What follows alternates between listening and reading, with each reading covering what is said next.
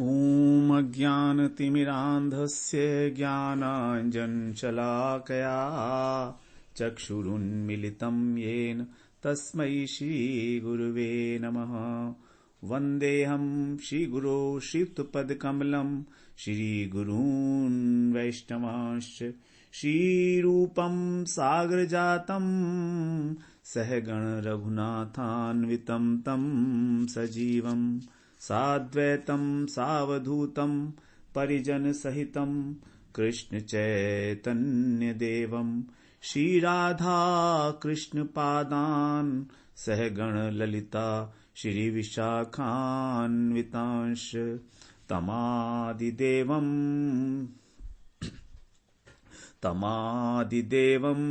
करुणानिधानं तमालवर्णं सुहितावतारम् अपार संसार समुद्र सेतुं भजा अपार संसार समुद्र सेतुं भजामहे भागवत स्वरूपम्।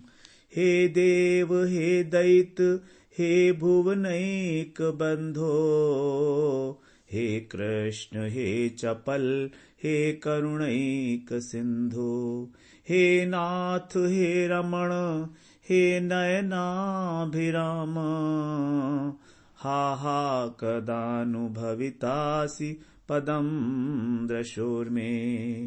श्री कृष्ण चैतन्य प्रभो नित्यानंदा श्री अद्वैत गदाधर शिवसदि गौरभक्त वृंद। हरे कृष्ण कृष्ण कृष्ण हरे हरे हरे राम राम राम हरे हरे। हरे कृष्णा। सर्वप्रथम मैं अपने गुरुपाद पद ओम विष्णुपाद अष्टोत्तर शत श्री श्रीमद् भक्ति वेदांत माधव गोसाई महाराज के चरण कमलों में अनंत कोटि दंडवत प्रणाम ज्ञापन करता हूं। हम लोग श्रीमद् भागवत पुराण का महात्म का 5वां अध्याय हम श्रवण कर रहे हैं, जिसमें बता रहे हैं कि धुंधुकारी को किस प्रकार प्रेत की योनि मिली, क्योंकि उसको उसकी जो 5 उसके यहाँ स्त्रियां रहती थी, उन्होंने उसको बहुत तड़पा कर उसके मुख में अंगारे रख के और उसको मार डाला और उसको वहीं पर ही घर में गाड़ दिया। और जो वो पैसा लेकर आया था उनके लिए आभूषण और वस्त्र वगैरह वो सब लेकर वो वहां से भाग गई। और इस प्रकार से जो धुंधुकारी है उसको प्रेत योनि की प्राप्ति हुई। अब प्रेत योनि में उसे वायु शरीर था, तो भूख प्यास जब उसे लगती, सर्दी गर्मी, तो चिल्लाता, इधर उधर भटकता था। और इसी बीच जो गोकर्ण जी थे वो तीर्थ पर चले गए थे, तो वहां तीर्थ पर ही किसी जानकार व्यक्ति ने उन्हें बताया कि इस प्रकार आपका जो भाई था उसकी भी मृत्यु हो गई है। तो गोकर्ण जी ने जहां जहां भी वो गया में गए वहां पर उसके लिए श्राद्ध किया। फिर अन्य तीर्थों में भी वो जहां जाते थे तो वो उन्होंने उसके लिए श्राद्ध किया। फिर एक दिन वो रात के समय अपने घर में आकर और लेट गए। तो जब वो लेटे तो वहां पर ही वो प्रेत के रूप में आया और अलग अलग रूप लेकर उनके सामने आने की कोशिश करने लगा। तो वो समझ गए कि ये कोई अतृप्त आत्मा है, कोई भटका हुआ जीव है। तब उन्होंने उस आचमन लेकर और उसके ऊपर जब छिड़का, तब फिर उसको बोलने की सामर्थ्य प्राप्त हुई धुंधुकारी को। तब उसने बताया कि मैं आपका भाई हूं और मेरी जो हालत है वो मेरे ही कर्मों का फल है और मेरे लिए आप कुछ करिए, क्योंकि मैंने बहुत ही अत्याचार किए हैं लोगों के ऊपर, उसकी दुर्दशा को मैं भेज रहा हूं, इसलिए भोग रहा हूं, इसलिए आप मुझे इस प्रेत योनि से छुड़ाइए। तो गोकर्ण जी ने कहा, भाई देखो, मैंने तो तुम्हारे लिए गया में भी श्राद्ध किया है, पिंडदान किया, फिर तो यदि तुम्हारा इससे भी मुक्ति नहीं हुई तो अब तुम ही बताओ कि तुम्हारी मुक्ति कैसे होगी। तो यहां पर अब 33rd श्लोक से हम लोग आरंभ करते हैं। प्रेत जो है वो बोल रहा है। प्रेत उवाच गया श्राद्ध शतेनापि मुक्तिर्मे न भविष्यति उपायमपरं किंचित त्वं विचारय सांप्रतम। गया श्राद्ध शतेनापि, चाहे आप 100 बार भी वहां पर श्राद्ध कर लो, सैकड़ों बार भी, तो भी मेरी मुक्ति नहीं होगी, न भविष्यति, नहीं होगी। उपायम अपरम, इसलिए किंचित, कोई अन्य उपाय, अपर माने कोई अन्य उपाय के लिए आप सोचिए। सांप्रतम माने इस समय, अभी वर्तमान में आपको सोचना पड़ेगा कि मेरे लिए मुक्ति के लिए क्या उपाय है। क्योंकि मुझे ये तो पता है कि श्राद्ध में वहां पर श्राद्ध करने से मेरी सैकड़ों श्राद्ध करने से भी मेरी मुक्ति नहीं होने वाली, क्योंकि मेरे जो पाप कर्म थे वो इतने अधिक थे कि मुक्ति का इनसे मेरे कोई संभावना नहीं है। 34वें श्लोक में कह रहे हैं, प्रेत ही कह रहा है, इति तद्वाक्यमाकर्ण्य गोकर्णो विस्मयं गतः शतशार्धैर्न मुक्तिश्चेत् असाध्यम मोचनम तव। इति तद वाक्यम आकर्ण्य, इस प्रकार उस प्रेत के वाक्य को सुनकर गोकर्ण जी को परम विस्मय हुआ। शतशार्धेन न मुक्ति, अगर इसकी 100 श्राद्ध से भी, सैकड़ों श्राद्ध से भी मुक्ति नहीं होगी, यदि चेत माने यदि, असाध्यम मोचनम तब तो इसका उद्धार ही असंभव है, असाध्य है। मोचनम माने उद्धार, तब तुम्हारा उद्धार कैसे होगा? तब माने तुम्हारा। इदानीम 35, इदानीम तु निजम स्थान मातिष्ठ प्रेत निर्भय त्वन्मुक्ति साधकम किंचित आचरिष्ये विचार्य च। फिर उन्होंने कहा, प्रेत से कहा कि ठीक है, इदानीम माने अभी, इस समय में तो तुम क्या करो, निज स्थानम आतिष्ठ, अपने स्थान पर चले जाओ, यहीं पर रहो निर्भय होकर, किसी चीज का डर मत करो। त्वन मुक्ति साधकम, तुम्हारी मुक्ति का जो साधन है, कोई भी साधन है, आरिष्ये विचार्य च, मैं उसको विचार करूंगा और फिर उसके लिए आचरण करूंगा। तो मेरे को विचारने के लिए थोड़ा समय चाहिए, मैं इस पे विचार कर लूं एक बार कि हमारे शास्त्रों में, पुराणों में हमारे महापुरुष संत लोग क्या कहते हैं, तो इस विषय में मैं विचार करके और उस पर आचरण करूंगा। तुम अभी निर्भय होकर यहीं, जहां अपने स्थान पर लौट जाओ, वहीं पर ही रहो जहां तुम हो। तो इस प्रकार देखिए गोकर्ण जी कितने चिंतित हैं अपने भाई के लिए। इसी प्रकार से जो नारद जी हैं, वो किस प्रकार से भक्ति देवी का दुख देखकर उनका हृदय द्रवित हो गया था। तो जो वास्तव में वैष्णव है, वो किसी का भी दुख नहीं देख पाते, किसी का भी हो, दुख नहीं देख सकते, उसके कल्याण के लिए वो प्रयासरत होंगे ही होंगे, ये स्वभाव में होगा उनके, क्योंकि उनका एक स्वरूपभूत गुण है दया, करुणा। 36वें श्लोक में कह रहे हैं, दुंदुकारी निज स्थानम तेनादिष्टस्ततो गतः गोकर्णश्चिन्तयामास ताम रात्रिम न तदध्यगात। धुंधुकारी फिर अपने स्थान पर, तेन आदिष्ट माने आज्ञा पाकर, ततो गतः, तब धुंधुकारी आदेश पाकर, आज्ञा पाकर अपने भाई की और अपने स्थान पर चला गया। इधर गोकर्ण जी जो है चिंता कर रहे हैं, चिंतयामास कर रहे हैं। ताम रात्रिम न तद अध्यगात, उन्होंने रात्रि भर चिंतन किया, सोचा कि क्या करना चाहिए। अध्यगात माने उनको इस प्रकार का कोई उपाय नहीं सूझा, उनकी बुद्धि में कोई उपाय इस प्रकार का नहीं आया कि इसका उद्धार कैसे होगा। प्रातस्तमागतम दृष्ट्वा लोकाः प्रीत्या समागतः तत्सर्वं कथितं तेन यज्जातं च यथा निशि। तब क्या हुआ, तब गोकर्ण, सुबह जब हो गई, प्रातः काल में, तम आगतम, वहां पर सब लोग आए। दृष्टवा लोका, सब लोगों ने वहां देखा, सब इकट्ठे हुए। प्रीत्या समागता, प्रेम पूर्वक, क्योंकि गोकर्ण जी तो रात को ही आके अपने घर में सो गए थे, तो लोगों को उनके बारे में जानकारी नहीं थी कि गोकर्ण जी आए हैं। तो प्रातः काल में जब उन्होंने देखा कि आए हैं, तो लोग प्रेम से उन्हें मिलने आए।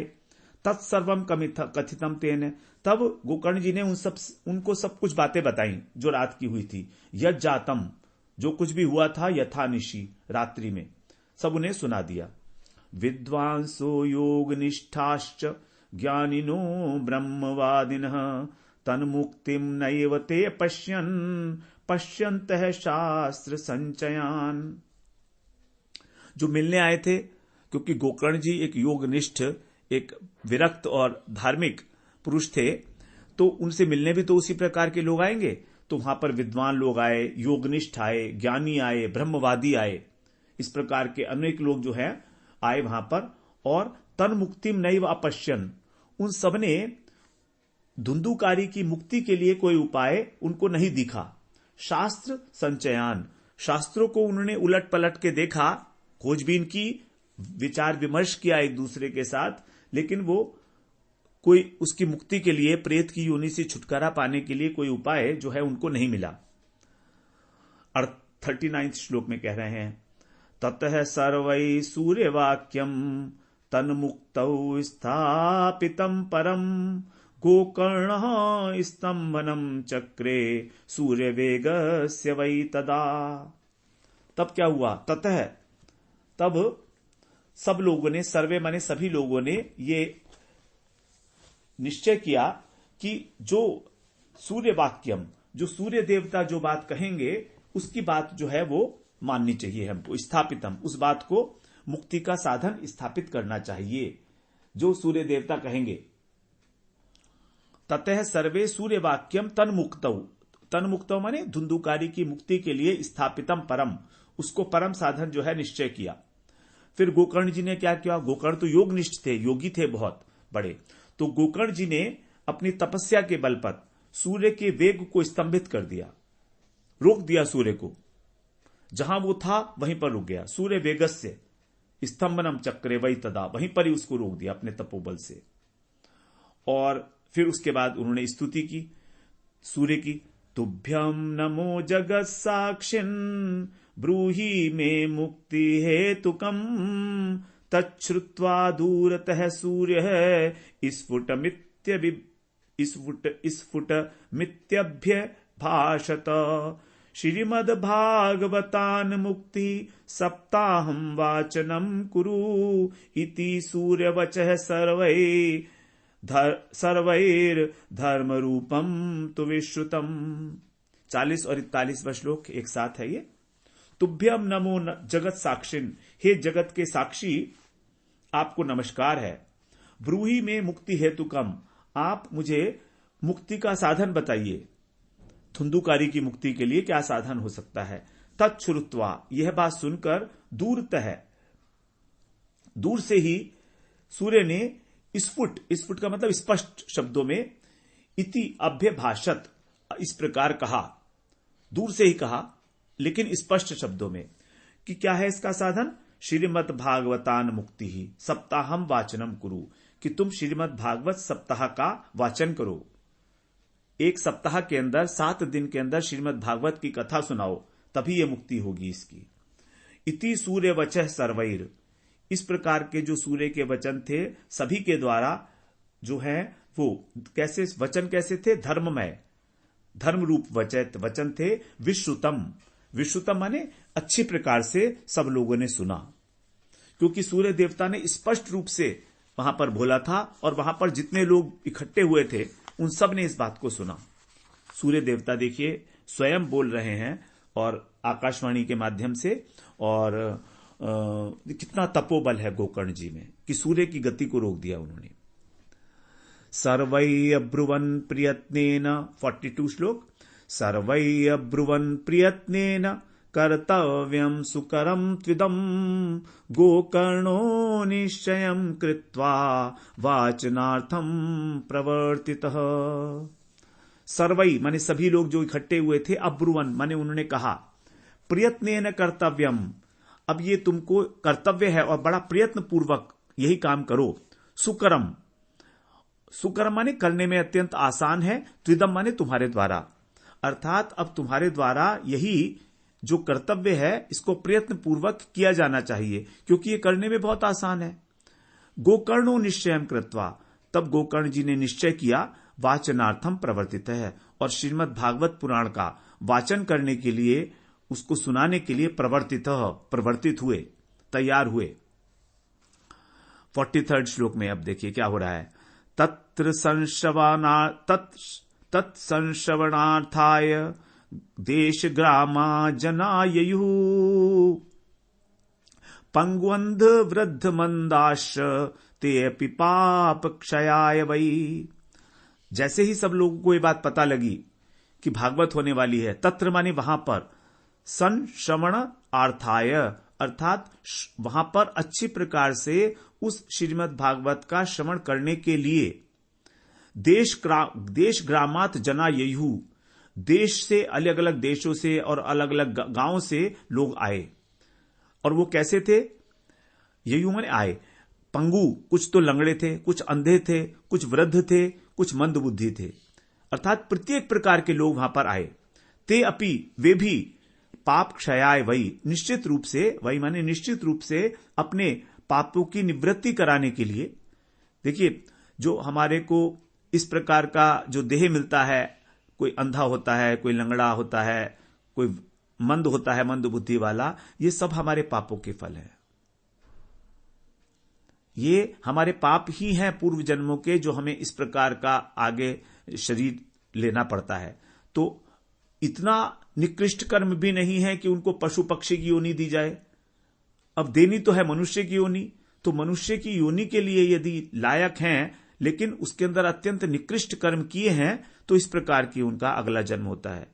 कोई लंगड़ा होता है, कोई लूला होता है, कोई बोल नहीं पाता है, बहरा हो जाता है, कुछ भी कोई ना कोई दोष उसके अंदर शरीर में होता है।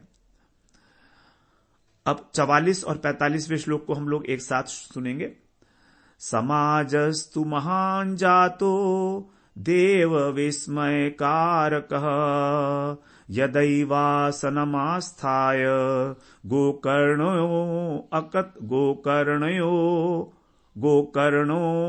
कथयत् कथाम् सप्रेतोऽपि यदायातः स्थानं पश्यन् इतस्ततः सप्तग्रंथियुतं तत्रा अपश्यत् कीचकमुच्छ्रितम्।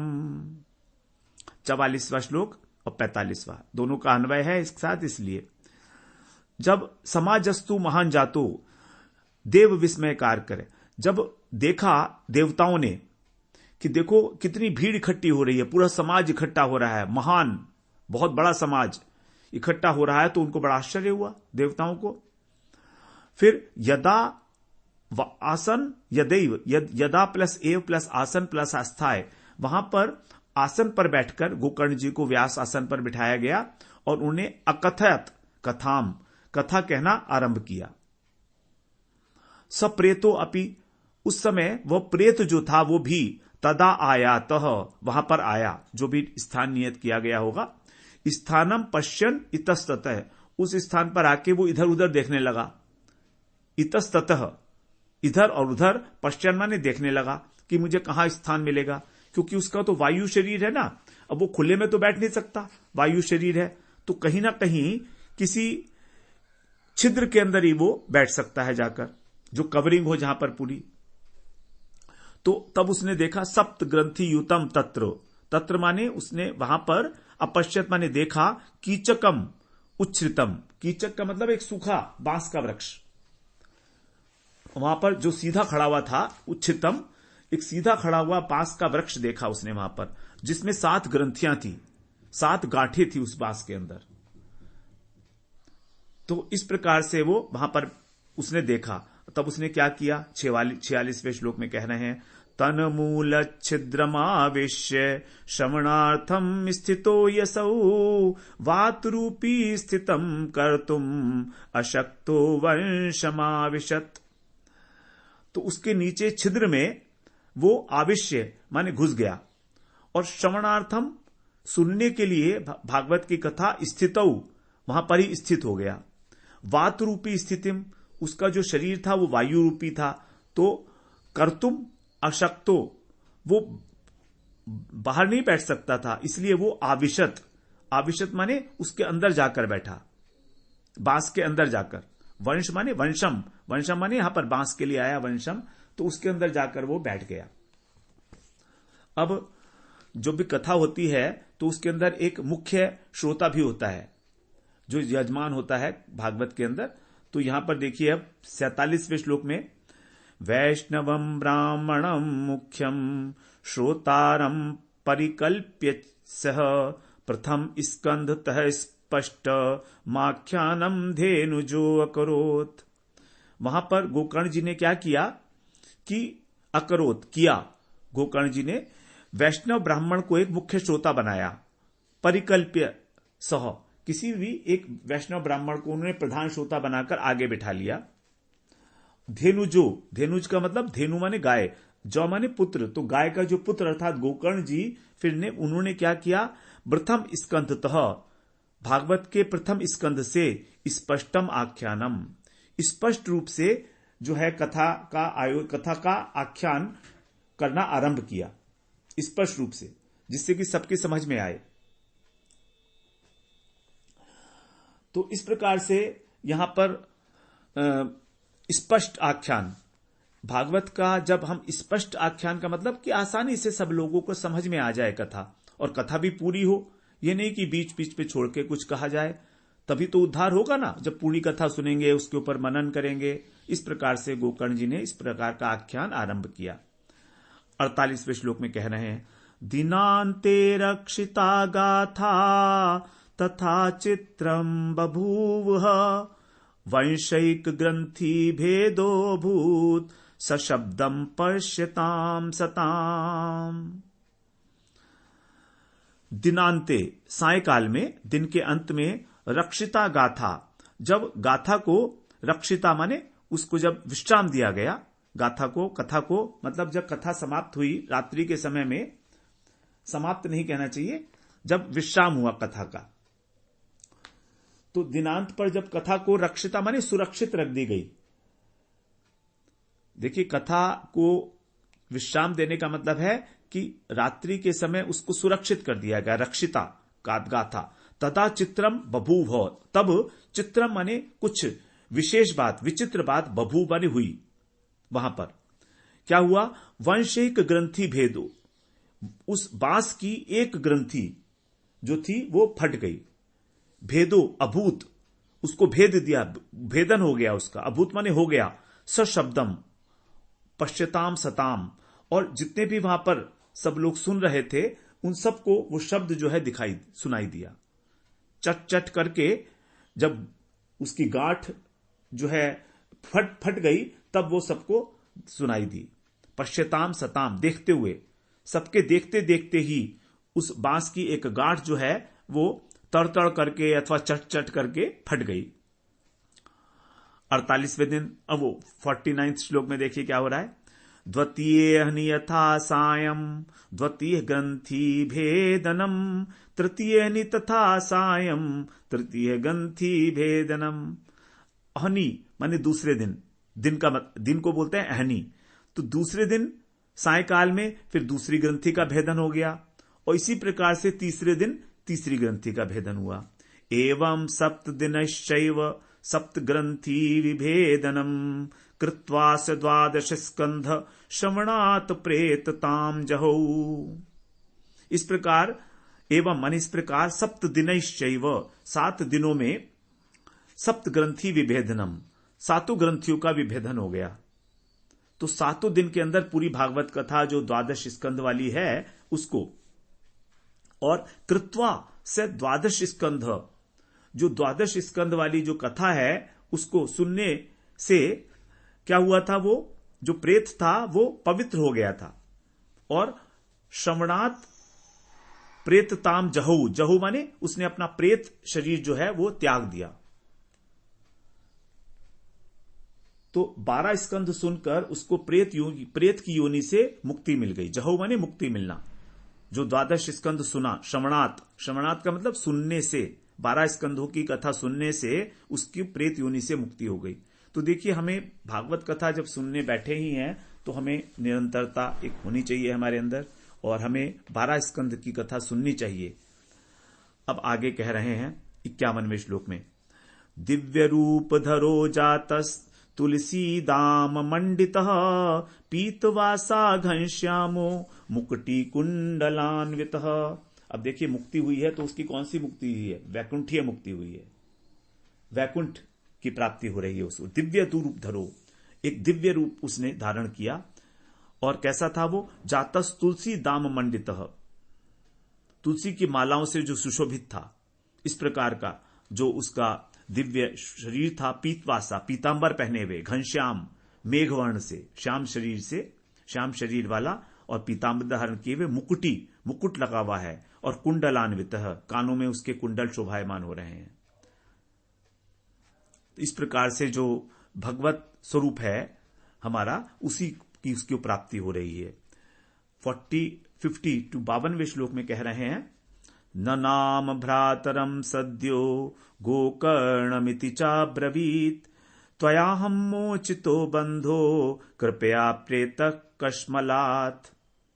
तब उसने न नाम, उसने नमन किया अपने भ्राता गोकर्ण जी को। तुरंत जैसे ही उसमें से वो इस प्रकार का दिव्य शरीर धारण करके और प्रकट हुआ, तो गोकर्ण जी को उसने तुरंत वहां पर नमन किया, प्रणाम किया और उनसे कहा, अब्रवीत त्वया, तुम्हारे कारण ही अहम मोचितो बंधो, मेरा जो बंधन है ये मेरा नष्ट हो गया। मोचितो, मैं बंधन से मुक्त हो गया हूं। कैसे? कृपया, आपकी कृपा से, आपने कृपा करके मुझे भागवत का श्रवण कराया। प्रेत कश्मलात, जो मुझे पापों के कारण, मुझे ये मेरे पाप थे प्रेत योनि के, तो मुझे जो कश्मल अत्यंत मुझे दुख हो रहा था प्रेत योनि में, उससे मेरी को मुक्ति मिल चुकी है। इस प्रकार से उसने अपना कृतज्ञता ज्ञापन किया गोकर्ण जी के सामने। अब 53rd श्लोक में भागवत की जो महिमा है वो बता रहे हैं। यहां पर देखिए, वो जो प्रेत हैं वो बता रहे हैं। अब तो धुंधुकारी नहीं रहे हैं, तो अब उन्होंने दिव्य शरीर धारण कर लिया है। कह रहे हैं 53rd श्लोक में, 53वें श्लोक में, धन्या भागवती वार्ता प्रेत पीड़ा विनाशिनी सप्ताहोऽपि तथा धन्य कृष्ण लोक फलप्रदः। कितना स्पष्ट कह रहे हैं, देखिए, धन्या भागवती वार्ता, ये जो भागवती वार्ता है धन्य है। हम लोग बड़े सौभाग्यशाली हैं कि गुरुजी के कहने पर हम लोगों ने इस अपने ग्रुप का नाम भी भागवती वार्ता रखा है। तो उसी के लिए कह रहे हैं, देखिए, धन्या भागवती वार्ता, ये धन्य है भागवती वार्ता, भगवान की कथा, भागवत की कथा। प्रेत पीड़ा विनाशिनी, प्रेत पीड़ा को नाश करने वाली। सप्ताहोऽपि तथा धन्य है, और जो इसका सप्ताह है वो भी धन्य है। सप्ताह का पारायण कैसा है? सप्ताह का पारायण कृष्ण लोक फलप्रदः, कृष्ण का लोक प्राप्त कराने वाला है। तो कृष्ण का जो लोक है, देखिए यहां पर कृष्ण लोक फलप्रदः, पहले भी आया कृष्ण प्राप्ति करम, तो कृष्ण प्राप्ति करम है यह भागवती कथा, मतलब कृष्ण की प्राप्ति कराने वाली, कृष्ण के लोक की प्राप्ति कराने वाली है यह कथा। इस प्रकार से 54th श्लोक में, 54वें श्लोक में कह रहे हैं, कंपन्ते सर्व पापानि सप्ताह श्रवणे स्थिते अस्माकं प्रलयं सद्य कथा चेयं करिष्यति। कहते हैं कि जब इस प्रकार का निर्णय होता है कि सप्ताह करना है, सप्ताह श्रवणे स्थित है, जब इस प्रकार का योग बनता है कि हमको सप्ताह करना है, नवापारायण करना है, तो क्या होता है? कंपन्ते सर्व पापानि, जो पाप है वो सारे कांपने लगते हैं, क्योंकि उनको डर लगने लगता है। कांपते हम तभी है ना जब हमें डर लगता है। अस्माकम प्रलयम सद्य, अस्माकम माने हमारा, अब हमारा प्रलय मतलब मृत्यु होने वाली है तुरंत, सद्य माने तुरंत। कथा च इयम करिष्यति, यम अगर ये वाली कथा होगी तो ये हमारा मृत्यु, हमारा नाश कर देगी, हमारा अंत कर देगी। ये भागवत कथा तुरंत ही कर देगी। सद्य कंपन्ते सर्व पापानि, तो देखिए ये भागवत की कथा का जब निश्चय होता है, जहां पर और कथा होती है सप्ताह श्रवणे स्थिते, तब पाप जो है वहां थर्राने लगते हैं। अब पाप को भी यहां पर मूर्तिमान कर दिया गया है, तो हमारे अंतःकरण में जो पाप हैं वो सारे के सारे थर्राने लगते हैं भागवत कथा जब कोई सुनता है तो। लेकिन इसमें एक ही इंपॉर्टेंट बात है, सबसे इंपॉर्टेंट बात है कि कथा का श्रवण और उसका मनन, और पूरी श्रद्धा के साथ, पूरे विश्वास के साथ, जरा सा भी हमारा विश्वास कम ना हो, एक प्रति भर भी शंका ना हो किसी भी बात पर, भागवत के ऊपर एक शब्द में भी शंका नहीं हो, संशय नहीं हो। यदि संशय है तो कुछ नहीं होगा, इसको निश्चित मानिएगा। संशयात्मा विनश्यति, भगवान ने गीता में, भागवत में बार बार इस बात पर काफी कहा है कि इसमें कोई संशय नहीं है, तो इस बात को मानो तो सही, मैं कह रहा हूं, व्हाट एल्स, और इससे ज्यादा क्या गारंटी दूं तुमको। 55वें श्लोक में कह रहे हैं किस प्रकार से ऐसा होता है, पाप कैसे नष्ट हो जाते हैं। आद्रम शुष्कम लघु स्थूलम वाग्मन कर्म भी कृतम श्रवणम विदयेत पापम पावक समिधो यथा। यथा माने जिस प्रकार, पावक माने अग्नि, समिधा जो समिधा होती है, लकड़ी होती है, उसको जैसे जला देती है। विदहेत पापम, अच्छी प्रकार से उनको जला देती है लकड़ी, तो चाहे कैसी भी हो, चाहे सूखी हो चाहे गीली हो, जला डालती है, चाहे छोटी हो चाहे बड़ी हो। आद्रम शुष्कम लघु स्थूलम, किसी प्रकार की भी लकड़ी को जला डालती है। उसी प्रकार से ये जो श्रवण है श्रीमद् भागवत कथा का, ये हमारे जितने भी हमारे पाप हैं, कृतम क्या है एक्चुअली, तो ये विपाक हैं हमारे, विकृतम है। तो हमारे वाणी के द्वारा, हमारे मन के द्वारा और हमारे शरीर के द्वारा जितने भी एक कर्म किए गए हैं, जो पाप कर्म है, उन सबको जला देती है। सब प्रकार के पाप, चाहे छोटा पाप हो चाहे बड़ा पाप हो, चाहे आज का हो चाहे पुराना हो, हमेशा सभी प्रकार के पापों को भस्म कर देता है भागवत का श्रवण। श्रवणम विदेहे, श्रवणम विदेहत पापम, पाप का नाश कर देता है इस श्रवण। क्योंकि कान के माध्यम से जब हृदय, हमारे अंतस्थल हृदय में उतरती है, तो वहां पर पाप तो थर्राने लगते हैं और वो जल जाते हैं सब। 56 श्लोक 56वें श्लोक में कह रहे हैं, अस्मिन् वै भारते वर्षे सूरिभिर्देव संसिदि अकथा श्राविणाम पुंसाम निष्फलम जन्म कीर्तितम। ये कौन कह रहे हैं? धुंधुकारी जी, जिनको दिव्य शरीर प्राप्त हो गया है। वो कह रहे हैं अस्मिन वही भारतवर्षे, निश्चित रूप से भारतवर्ष में जन्म लेकर भारतवर्ष में सूर्य भी देव संसिधि, जो विद्वान है देवताओं की सभा में उन्होंने ऐसा कहा है क्या, कि जो भारतवर्ष में जन्म लेकर भी अकथा श्रविणाम, कथा का श्रवण नहीं करते, अकथा बोल दिया गया, तो उस कथा का श्रवण नहीं करते, ऐसे मनुष्य निष्फलम जन्म कीर्तितम, उनका जन्म ही निष्फल है। हम अब सोच सकते हैं कि हमारे अपने जीवन को हमने अपने कितना सफल बनाया है। ये अब हमारे लिए विश्लेषण का समय है, निरीक्षण का समय है कि हमारे जीवन में हमने अपने को कितना सफल किया है, कितना हमने उसमें अपने जीवन को सार्थक किया है, उसकी सार्थकता को क्या हम समझ पाए हैं। जो प्रेत योनि से मुक्त हुआ है, उस प्रकार का जो दिव्य शरीर धारण करने वाला जीव है, वो बता रहा है यहां पर कि ऐसा जो है देवताओं की सभा में कहा जाता है ये बात। सूर्य भी माने जो विद्वान है, विद्वान लोग कहते हैं देव संसिधि, देवताओं की सभा में, ऐसी बात वहां पर हमारी चर्चा होती है भारतवर्ष के व्यक्तियों की, देवताओं के यहां। 57वें श्लोक में कह रहे हैं, किम मोहतो रक्षितेन सुपुष्टेन बलीयसा अध्रुवेण शरीरेण शुकशास्त्र कथाम विना।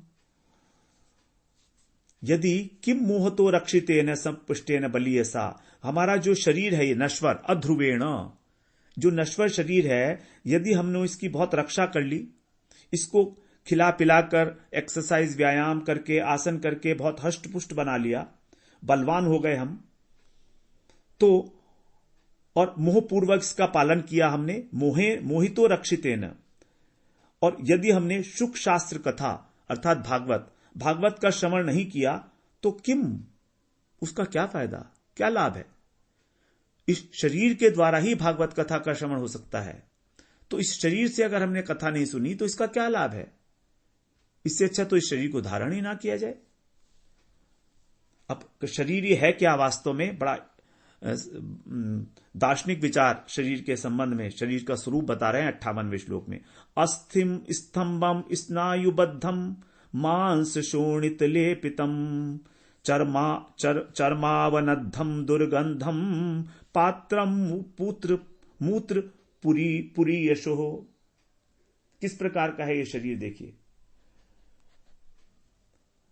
अस्थि स्तंभम, जो इसकी हड्डियां हैं वो तो इसके खंबे हैं, उनके ऊपर ये टिका हुआ है, आधार है इसका। स्नायु बद्धम, और जो मांसपेशियां हैं उससे बंधा हुआ है वो हड्डी है।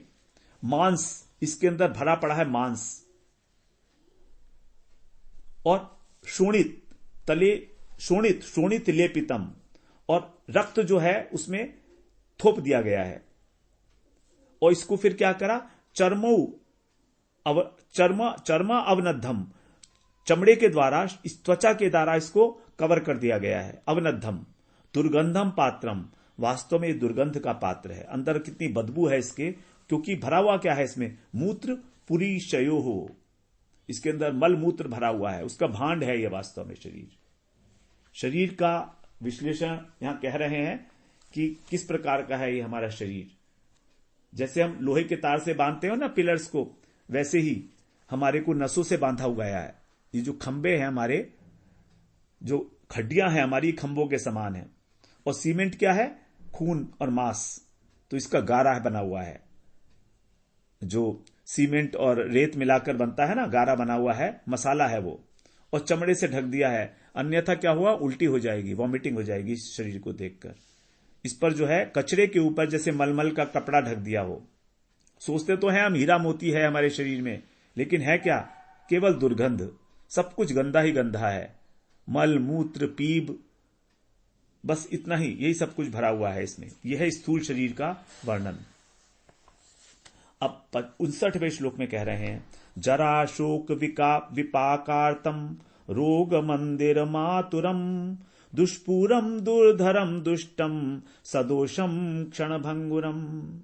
ये शरीर क्षण भंगुर है, एक क्षण में तो ये नष्ट हो जाएगा, पता भी नहीं लगेगा। जरा माने बुढ़ापा। शोक विपाकार्तम, विपाक माने जो हम पाप करते हैं उसके कारण हमें जो वो मिलता है, दुख मिलता है, आर्त, तो दुखी होना और तड़पना। रोग मंदिरम, रोगों का तो मंदिर है, घर है रोगों का। और आतुरम माने हमेशा आतुर रहता है, किसी ना किसी प्रकार की इच्छाएं इसके अंदर भरी हुई रहती हैं। दुष्पूरम, ऐसी इच्छाएं हैं जो दुष्पूर हैं, तृप्ति कभी नहीं होती। दुर्धरम, इसको धारण करना भी तो एक कभी कभी भार हो जाता है शरीर को। बहुत ज्यादा मोटे हो जाते हैं, चलने फिरने में कितनी तकलीफ होती है। कोई परेशानी, कोई कमर में दर्द हो जाता है तो चलने फिरने में कितनी तकलीफ हो जाती है, बैठने में कितनी तकलीफ होती है आसन जमीन के ऊपर। ये सब हमारी अपनी कथा है, हम सब इसका अनुभव कर रहे हैं और करते हैं। तो दुख की आग जो है वो इस शरीर को पकाती है, बुढ़ापे की दुख की आग।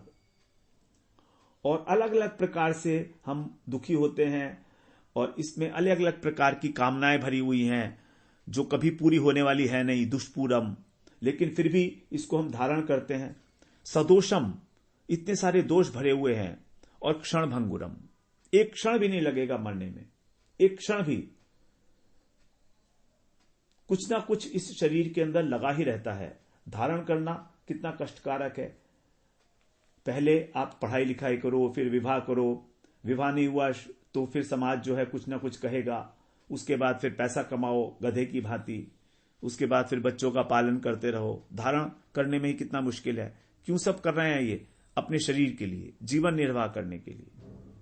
दुष्ट, और क्या है? दुष्टम, दुष्ट, दुष्ट का मतलब है दोष, अनेक दोष हैं। और क्षण भंगुर, अभी है कि अभी नहीं है। अभी अभी तो हमसे बात कर रहा था और 5 मिनट बाद अपने घर से फोन आया कि अब वो तो रहे नहीं, चले गए। एक सेकंड में, जैसे कांच का शीशा होता है, कांच का ग्लास हाथ में है और गिरा और एकदम टूट गया। 60वें श्लोक में कह रहे हैं जो शरीर की अवस्थाएं हैं 3 प्रकार की जो गति है उसके विषय में यहां पर बता रहे हैं 60 श्लोक में। इसको हम लोग फिर अगली बार श्रवण करेंगे। अभी हमारा समय हो चुका है तो इसको थोड़ा सा डिटेल में हम लोग पढ़ेंगे 60वें और 61वें श्लोक को। वांछा कल्पतरुभ्यश्च कृपा सिन्धुभ्येव च पतितानां पावनेभ्यो वैष्णवेभ्यो नमो नमः।